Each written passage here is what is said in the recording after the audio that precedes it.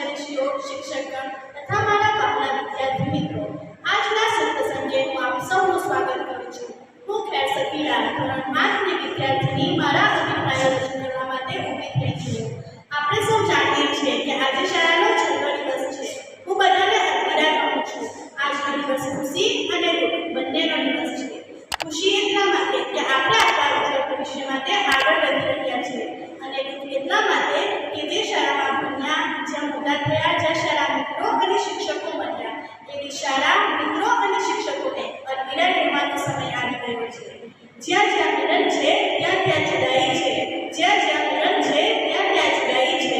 તોય કસમી લાગે આ વિદાય, પળમાં ભેળા તો પળમાં જુદાઈ છે. શાળા એક એવું સ્થાન છે જ્યાં ઘર પછી આપણે સૌથી વધુ સમય વ્યતીત કરીએ છીએ.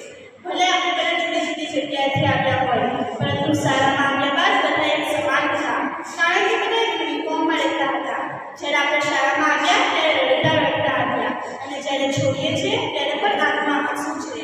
હું આચાર્યશ્રીનો ધન્યવાદ કરીશ, જેમણે અમને શાળામાં ઘર જેવું વાતાવરણ આપ્યું. અમારા શિક્ષકો, જેમણે હંમેશા અમારું ભવિષ્ય ઉજ્જવળ બનાવવામાં પ્રયત્નો કર્યા અને અમારા સપના પૂરા કરવામાં અમને સહયોગ આપ્યો.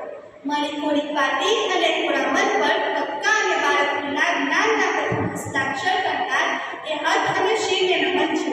કલમ સાથે જ્ઞાનના અંધકારને મિટાવવા પ્રજ્વલિત જ્યોત અને સ્ત્રોતને નમન છે.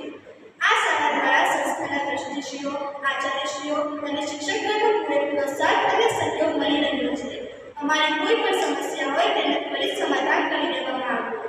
અમને રમતગમત, વિતર પ્રવૃત્તિ અને વિદ્યાર્થીઓમાં રહેલી આંતરિક શક્તિને ખીલવવામાં શિક્ષક મિત્રોના પૂરેપૂરું યોગદાન છે. અમને ભણતરની સાથે સાથે વિતર પ્રવૃત્તિઓ થઈ અને તેમાં મિત્રો સાથે પસાર કર્યા એ મસ્તી ભર્યા ક્ષણો અને આ શાળામાં લીધેલ